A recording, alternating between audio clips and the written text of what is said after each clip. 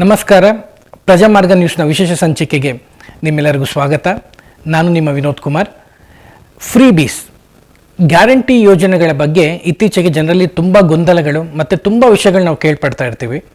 So ಇದ್ರ ಬಗ್ಗೆ ಸಂಪೂರ್ಣವಾಗಿ ಮಾಹಿತಿ ಕೊಡೋಕ್ಕೆ ನಮ್ಮ ಜೊತೆ ಇದ್ದಾರೆ ಲವ್ ಇಂಡಿಯಾ ರೀಜನಲ್ ಇನ್ಸ್ಟಿಟ್ಯೂಷನ್ನ ಸಂಸ್ಥಾಪಕರಾದ ಮತ್ತು ಕೇಂದ್ರ ಕಲ್ಯಾಣ ಇಲಾಖೆಯ ಲೇಬರ್ ಕಮಿಷನ್ನ ಅಡಿಯಲ್ಲಿ 21 ವರ್ಷ ಕೆಲಸ ಮಾಡಿರುವಂಥ ಶ್ರೀ ಕೆ.ಸಿ. ಸಿಂಗ್ ರವರು. ಸರ್, ಕಾರ್ಯಕ್ರಮಕ್ಕೆ ನಿಮ್ಗೆ ಸ್ವಾಗತ. ಸರ್, ನಿಮ್ಮ ಒಂದು ಕಿರು ಪರಿಚಯ ನಮ್ಮ ವೀಕ್ಷಕರಿಗೆ ಮಾಡಿಕೊಡ್ಬೋದಾ? ಹಾಂ, ನಾನು KC. Singh, love India regional institute ಅಂತ ಬೆಂಗಳೂರಲ್ಲಿ ಒಂದು ಸ್ಥಾಪನೆ ಮಾಡಿದ್ದೆ 93ರಲ್ಲಿ. 99ರಲ್ಲಿ ಅದಕ್ಕೆ ಮತ್ತೆ ನಾವು ಟ್ರಸ್ಟ್ ಮಾಡಿದ್ವಿ. ನಂತರ ನಾನು ಸರ್ಕಾರಿ ನೌಕರಿಯಲ್ಲೇ ಇದ್ದೆ. I was a honorary director. 2016ನಲ್ಲಿ ನಾನು 2018ನಲ್ಲಿ ಐ ಟುಕ್ ವಾಲಂಟರಿ ರಿಟೈರ್ಮೆಂಟು. ಅಲ್ಲಿಂದ ಮತ್ತೆ ಈ ಲವ್ ಇಂಡಿಯಾ ಇನ್ಸ್ಟಿಟ್ಯೂಟೇ ನಡೆಸ್ತಾ ಬರ್ತಾ ಇದ್ದೀನಿ. ಓಕೆ ಸರ್, ನನ್ನ ಜೊತೆ ಸೇರಿದಂಥ ಸುಮಾರು ಜನ ಇವತ್ತು ನಾವು ತುಂಬ ಜನ ಸಾಮಾನ್ಯವಾಗಿ ಕೇಳ್ಪಡುವಂಥದ್ದು ಗ್ಯಾರಂಟಿ ಭಾಗ್ಯ ಅಂತ. ಅದ್ರ ಬಗ್ಗೆ ನಿಮ್ಮ ಒಪಿನಿಯನ್ ಏನು ಸರ್? ಅದರ ಹುಟ್ಟು ಹೇಗಾಯಿತು ಮತ್ತು ಅದು ಹೇಗೆ ಬಂತು, ಪ್ರಚಲಿತವಾಗಿ ಹೇಗೆ ಬಂತು ಅನ್ನೋದ್ರ ಬಗ್ಗೆ ಸ್ವಲ್ಪ ಏನಾದರೂ ಹೇಳ್ಬೋದಾ ನೀವು? ಇದು ನಮ್ಮ ಕಾನ್ಸ್ಟಿಟ್ಯೂಷನ್ ಆಫ್ ಇಂಡಿಯಾದಲ್ಲಿ ಪಾರ್ಟ್ 4ಅಲ್ಲಿ ಮೊದಲೇ ಬಂದಿದೆ. ಪಾರ್ಟ್ 4ಅಲ್ಲಿ directive principles of state policy DPSP ಅಂತ ಇದೆ ಪಾರ್ಟ್ 4ಅಲ್ಲಿ. ಅದರಲ್ಲಿ ಆರ್ಟಿಕಲ್ 36ರಿಂದ ಆರ್ಟಿಕಲ್ 51ವರೆಗೂ ವೆಲ್ಫೇರ್ ಸ್ಕೀಮ್ಸ್ದೇ ಡಿಫೈನ್ ಮಾಡಿದ್ದಾರೆ. ಸೊ ಹಾಗಾಗಿ ಈ ಸಬ್ಸಿಡೀಸು ಫ್ರೀ ಬೀಸು ಏನು ಹೊಸದಲ್ಲ, ಬಟ್ ಇದು ಎಕ್ಸ್ಟ್ರೀಮ್ ಫಾರ್ಮಲ್ಲಿ ಬರ್ತಾ ಇದೆ. That is a concern. ಇಲ್ದಿದ್ರೆ this are all social welfare schemes. ಇದನ್ನು ಯಾಕೆ ಮಾಡ್ತಾರೆ ಅಂದರೆ ಎಲೆಕ್ಷನ್ ಟೈಮಲ್ಲಿ ವೋಟರ್ಸ್ಗೆ ಎಳೆಯೋದಕ್ಕೆ ಟು ಊದಿ ವೋಟರ್ಸ್, ಅದಕ್ಕೆ ಮಾತ್ರ ಮಾಡ್ತಾರೆ. ಅದು ಒಂದು ಕೆಟ್ಟ ಅಭ್ಯಾಸ ಥರ ಶುರು ಆಗೋಯ್ತದು. ಇದು ನಾವು 2006ರಲ್ಲಿ ನೋಡಿದ್ರೆ ತಮಿಳ್ನಾಡಲ್ಲಿ ADMK ಗೌರ್ಮೆಂಟ್ ಇರುತ್ತೆ.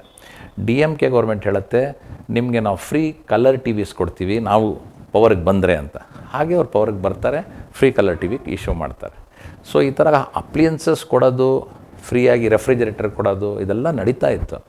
ಬಟ್ ಇದನ್ನೆಲ್ಲ ಸೋಷಿಯಲ್ ವೆಲ್ಫೇರ್ ಸ್ಕೀಮ್ ಥರನೇ ತೊಗೊಳ್ತಾಯಿದ್ರು. Because that will also balance ಒಂದು ರಿಕ್ವೈರ್ಮೆಂಟು ಮತ್ತು ಜಸ್ಟಿಸ್ಗೆ ಒಂದು ಬ್ಯಾಲೆನ್ಸ್ ಆಗುತ್ತೆ, ಸೋಷಿಯಲ್ ಜಸ್ಟಿಸ್ ಅಂತ. ಸೊ ಹಾಗಾಗಿ ಇದು ಮಾಡ್ತಿದ್ರು. ಬಿಕಾಸ್ ಇದು ಒಂದು ನಾನ್ ಟ್ಯಾಕ್ಸ್ ಪೇಯರ್ಸ್ಗೆ ಮಾತ್ರ ಈ ಥರ ಅಂತ ಮಾಡಿ ಸ್ಕೀಮ್ಗಳು ಮಾಡೋಂಥದ್ದು ಇದು ಭಾಳ ಸಹಜವಾದದ್ದು.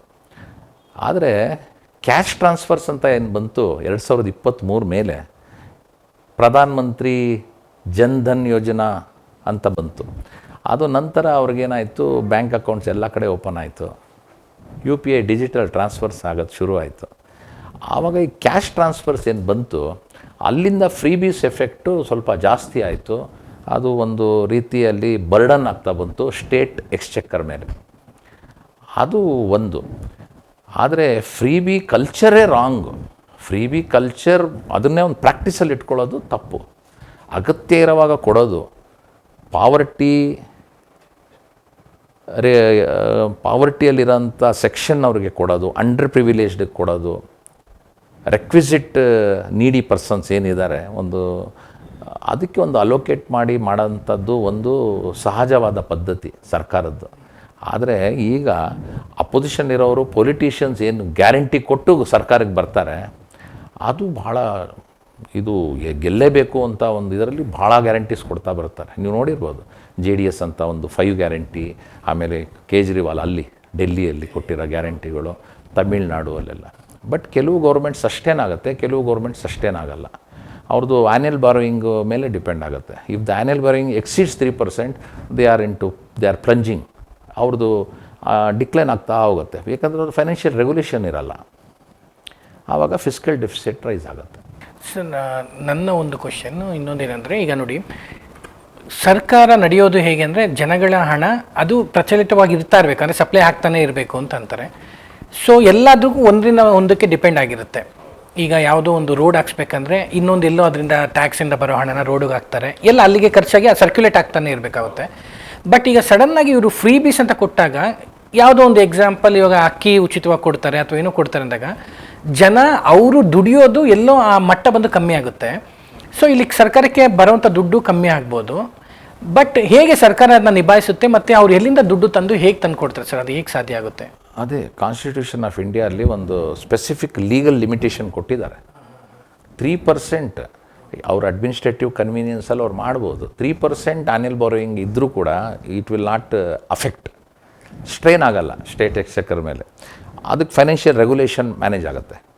ಬಟ್ ಇಲ್ಲೇನಾಗ್ತಾ ಇದೆ, ಸಿವಿಯರ್ ರಿಸ್ಕ್ ಯಾವಾಗ ಆಗುತ್ತೆ ಅಂದರೆ if that percentage grows from 3 to 40 ಹೋಗಿದೆ ಈಗ because of this cash transfers.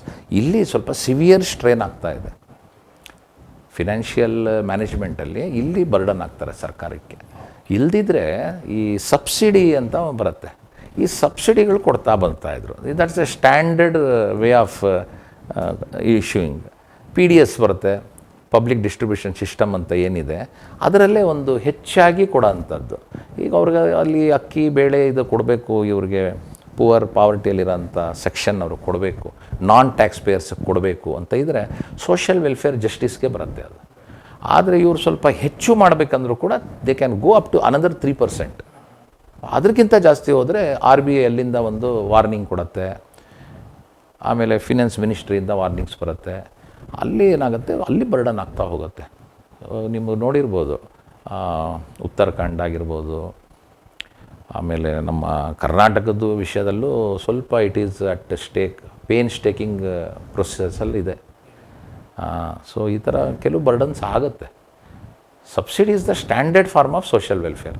ಅದು ನಿಜನಾ ಸರ್? ಈಗ ಗ್ಯಾರಂಟಿ ಯೋಜನೆಗಳು ಅವ್ರು ಏನು ಕೊಡ್ತಾರೆ ಅದು ನಿಜವಾಗ್ಲೂ ಅದು ಫ್ರೀಯಾಗೇ ಇರುತ್ತಾ, ಇಲ್ಲ ಒಂದು ಕಡೆಯಿಂದ ಇನ್ನೊಂದು ಕಡೆಯಿಂದ ಒಂದು ಕೊಡೋದಕ್ಕೆ ಇನ್ನೊಂದನ್ನು ಹೆಚ್ಚಿಸಿ, ಅಂದರೆ ಇವಾಗ ಒಂದು ಯಾವುದೋ ಪೆಟ್ರೋಲ್ ಬೆಲೆ ಆಗಿರ್ಬೋದು, ಪ್ರತಿಯೊಂದನ್ನು ಅದನ್ನ ಏರಿಕೆ ಮಾಡಿ ಜನಗಳ ಮೇಲೆ ಮತ್ತೆ ಹೊರೆ ಮಾಡಿ ಕೊಡುವಂಥದ್ದು, ಇಲ್ಲ ಹೇಗೆ?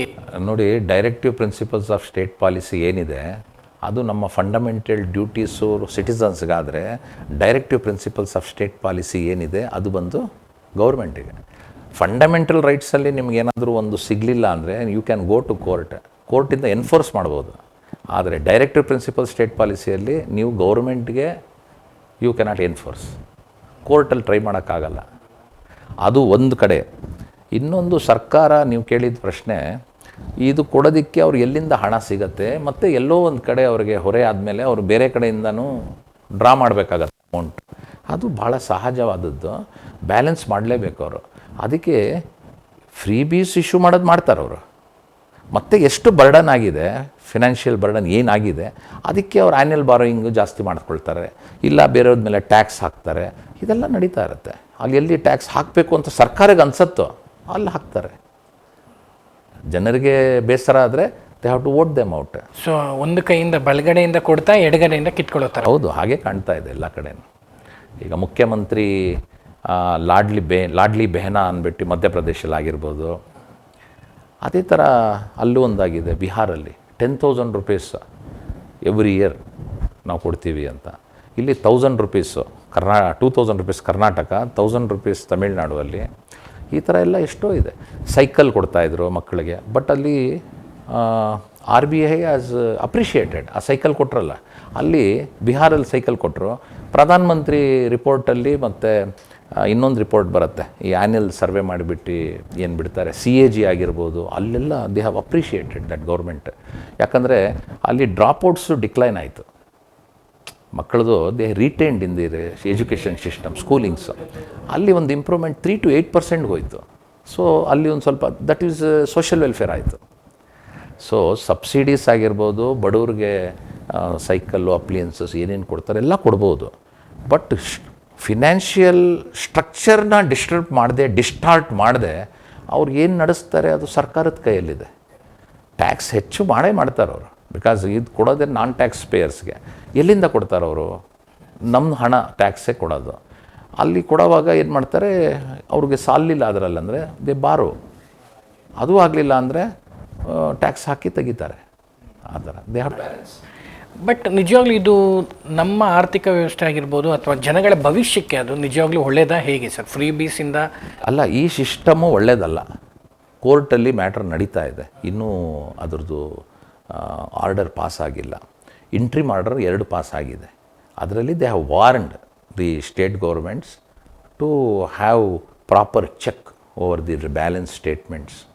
ಪ್ರಾಪರ್ ಚೆಕ್ ಮಾಡಿ ಸುಧಾರಿಸ್ಕೊಳ್ಳಿ ಅಂತ ಸುಪ್ರೀಂ ಕೋರ್ಟ್ ಹೇಳಿದೆ. You should not get in to political competition ಅಂತ ಕೂಡ ಕೋರ್ಟ್ ಹೇಳಿದೆ. ಇದು ಇಂಟ್ರಿಮ್ ಅಡ್ವೈಸ್ ಕೊಟ್ಟಿರೋಂಥದ್ದು, ಆರ್ಡರ್ ಆಗಿಲ್ಲ. ನಿಮ್ಮ ಪ್ರಕಾರ ಇದು ಬಂದು ಕಾಂಪಿಟೇಷನಿಂದ ಹೌದು, ಪಾರ್ಟಿಗಳ ನಡುವೆ ನಡೀತಿರುವಂಥ ಕಾಂಪಿಟೇಷನ್ಗಾಗಿ ಅವರು, ಹೌದು. ಬಟ್ ಅದನ್ನ ಅವರು ಅನೌನ್ಸ್ಮೆಂಟ್ ಮಾಡೋಕ್ಕಿಂತ ಮುಂಚೆ ನಾವು ಇದು ಉಚಿತವಾಗಿ ಕೊಡ್ತೀರಿ ಅದು ಕೊಡ್ತೀರಿ ಅನ್ನೋಕ್ಕಿಂತ ಹೇಳೋಕ್ಕಿಂತ ಮುಂಚೆ ಅವ್ರೇನು ಸರ್ವೆ ಮಾಡಲ್ವಾ ಅಥವಾ ಅದು ಮುಂದಿನ ಬಗ್ಗೆ ಯೋಚನೆ ಮಾಡಲ್ವಾ, ಏನಾಗುತ್ತೆ ಹೇಗೆ ಅದು? ನಮ್ಮ ಮುಂದೆ, ನಮ್ಮ ಕಣ್ಮುಂದೆನೇ ಎಕ್ಸಾಂಪಲ್ಸ್ ಇದೆ. ನಮ್ಮ ಕೆಲವು ಸ್ಟೇಟ್ಗಳಾಗಿರ್ಬೋದು, ಹೆಚ್ಚು ಬಿಹಾರಲ್ಲಿ ಎಲ್ಲ poverty rate is two high, U P and Bihar. ಅದು ಬೇಡ ಅಂದರೆ ಸ್ವಲ್ಪ ಇನ್ನೂ ನಾವು ಆಚೆ ನಮ್ಮ ನೈಬರಿಂಗ್ ಕಂಟ್ರಿಗೆ ನೋಡಿದ್ರೆ ಬಾಂಗ್ಲಾದೇಶಲ್ಲಿ ನೋಡ್ಬೋದು, ಕೆಳಗೆ ಶ್ರೀಲಂಕಾ ನೋಡ್ಬೋದು, ಆಮೇಲೆ ಅದೇ ಥರ ವೆನೆಜುಲಾವರೆಗೂ ಹೋಗ್ಬೋದು. ಇದೆಲ್ಲ ನಮ್ಮ ಕಣ್ಮುಂದೆ ಎಕ್ಸಾಂಪಲ್ಸ್ ಇದೆ, ಉದಾಹರಣೆಗಳಿದೆ.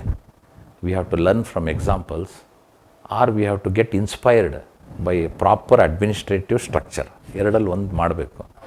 ಆದರೆ ಈ ನೀವು ಹೇಳ್ದಂಗೆ ಪೊಲಿಟಿಕಲ್ ಅಫಿನಿಟಿ ಅಥವಾ ಪೊಲಿಟಿಕಲ್ ಅಫಿಲಿಯೇಷನ್ಸ್ ಈ ಥರ ಇರುತ್ತೆ. ಹೇಗಾನ ಮಾಡಿ they have to come get in to power. Power is like a soft bed, easy to get in, hard to get out of. ಒಂದು ಸಲ ಆಚೆ ಬಂದರೆ ಮತ್ತೆ ಅವ್ರು ಒಳಗೆ ನುಗ್ಗಕ್ಕೂ ನೋಡ್ತಾರೆ. ಆವಾಗ ಜನರಿಗೆ ಮಾಡೋದಕ್ಕೆ ಹೇಗಾನ ಮಾಡಿ ಅವ್ರಿಗೆ ಮತ್ತೆ ಗೆಲ್ದು ಬರಬೇಕು. ಅದಕ್ಕೋಸ್ಕರ ಅವ್ರು ಏನು ಮಾಡ್ತಾರೆ, ಈ ಥರದ್ದೆಲ್ಲ ಸ್ಕೀಮ್ಸು.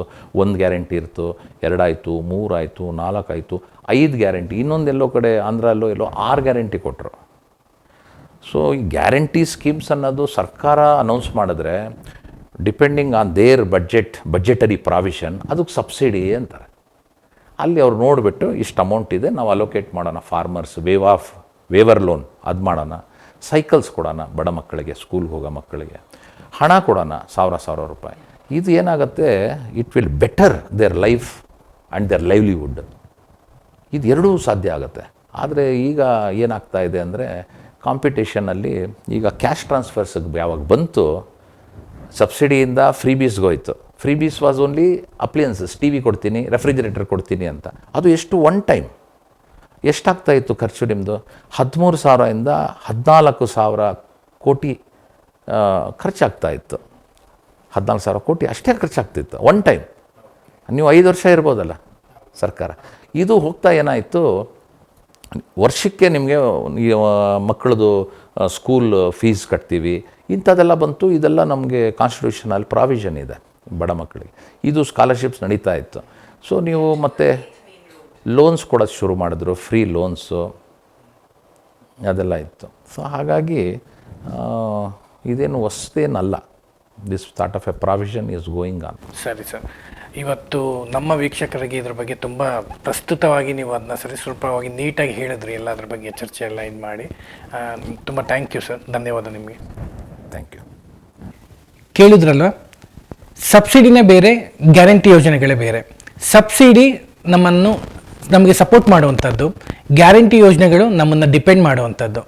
ಸೊ ಇದ್ರ ಬಗ್ಗೆ ನಿಮ್ಮ ಅಭಿಪ್ರಾಯಗಳನ್ನ ದಯವಿಟ್ಟು ನಮಗೆ ಕಮೆಂಟ್ ಮೂಲಕ ತಿಳಿಸಿ. ಹೀಗೆ ಸಪೋರ್ಟ್ ಮಾಡ್ತಾಯಿರಿ. Thank you.